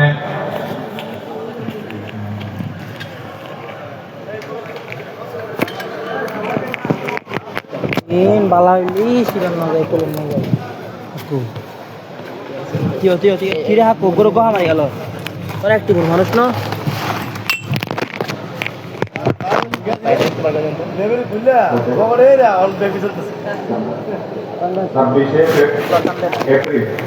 ছাব্বিশে এপ্রিল হাটাজারি পার্বতী উচ্চ বিদ্যালয়ে চরমনাই সাহেবের মাহফিল সকলের প্রতি দিনই দাওয়াত রইল। আমাদের মাঝে সংগঠনের পক্ষ থেকে বিশিষ্ট সমাজসেবক যিনি কমপ্লেক্সের প্রধান সমন্বয়ক যিনি আমাদের সাথে মেহনত করেছেন জনাব মোহাম্মদ এনাম সাহেবকে সংগঠনের পক্ষ থেকে ক্রেশ প্রদান করা হচ্ছে এবং সমাজসেবায় অবদান রাখায় মরণোত্তর সম্মাননা আব্দুল কুদ্দুস মেম্বার গ্রহণ করবেন মোহাম্মদ ইমরান হোসেন এবং ক্রেশ প্রদান করা হচ্ছে সংগঠনের জনাব মাওলানা আব্দুল হক সাহেব এবং ক্রেশ প্রদান করা হচ্ছে যিনি আমাদেরকে রাস্তা দিয়ে ধন্য করেছেন এই রাস্তার জায়গা দিয়ে জনাব মোহাম্মদ রিদওয়ান এবং ক্রেশ প্রদান করা হচ্ছে মরহুম আলহাজ ইউসুফ সাহেব রহমতুল্লাহি আলাইহিকে মরণোত্তর সম্মাননা স্মারক গ্রহণ করবেন ওসামা ইউসুফ এবং সমাজ সেবায় অবদান রাখায় মরণোত্তর সম্মাননা স্মারক মরহুম ফয়েজ আলী মেম্বার গ্রহণ করবেন মোহাম্মদ বাহাদুর এবং বিশিষ্ট সমাজসেবক মাহবুবকে সম্মাননা প্রদান করা হচ্ছে সরদার জনাব মোহাম্মদ জাহেদ সরদারকে বিশিষ্ট সমাজসেবককে সম্মাননা প্রদান ক্রেশ গ্রহণ করার জন্য অনুরোধ করা যাচ্ছে এবং সমাজসেবায় অবদান রাখায় মরণোত্তর সম্মাননা মরহুম ইসমাইল চৌধুরী গ্রহণ করবেন নাসিম উদ্দিন এবং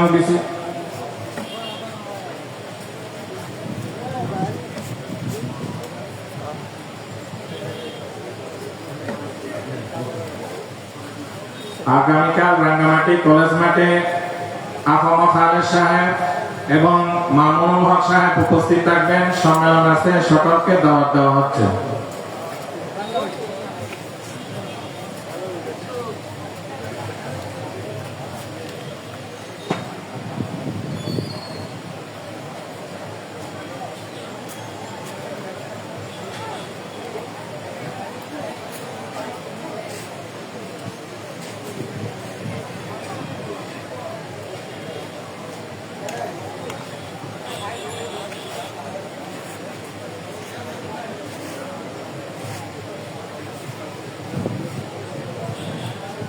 আমাদের সম্মেলনে দূর দূরান্ত থেকে যারা উপস্থিত হয়েছেন, অনেক ভাইয়েরা অনেক দূর থেকে এসেছেন, আমি সংগঠনের পক্ষ থেকে কৃতজ্ঞতা প্রকাশ করছি। এবং আমাদের এই মাহফিলে যারা স্বেচ্ছায় আমাদেরকে সহযোগিতা করেছেন কথাবার্তার মাধ্যমে, এবং আপনারা যেটা পাশে আমাদের অফিস দেখতে পাচ্ছেন, মাত্র 12 দিনের মধ্যে আমাদের এলাকাবাসীরা নিজ দায়িত্বে 24 ঘন্টা এখানে রাত দিন 24 ঘন্টা আলহামদুলিল্লাহ এসে স্বেচ্ছায় সহযোগিতা করেছেন। সকল এলাকাবাসী সকলের কৃতজ্ঞতা প্রকাশ করছি। ইনশাআল্লাহ এই কমপ্লেক্স কে নিয়ে ইনশাআল্লাহ আমরা সংগঠনের সদস্য ভাইদেরকে নিয়ে আগামী পরিকল্পনা ইনশাআল্লাহ এগিয়ে যাব।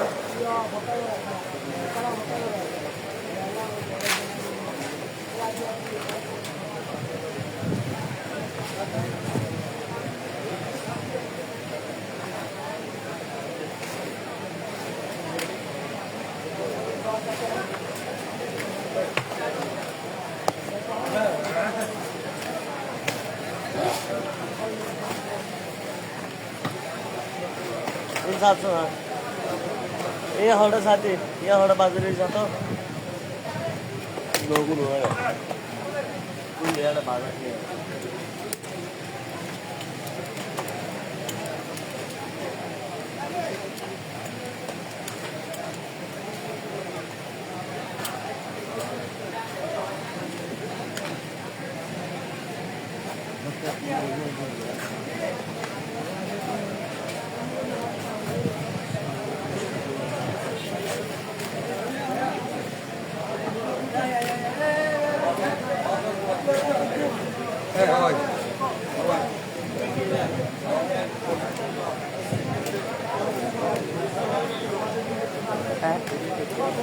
kursi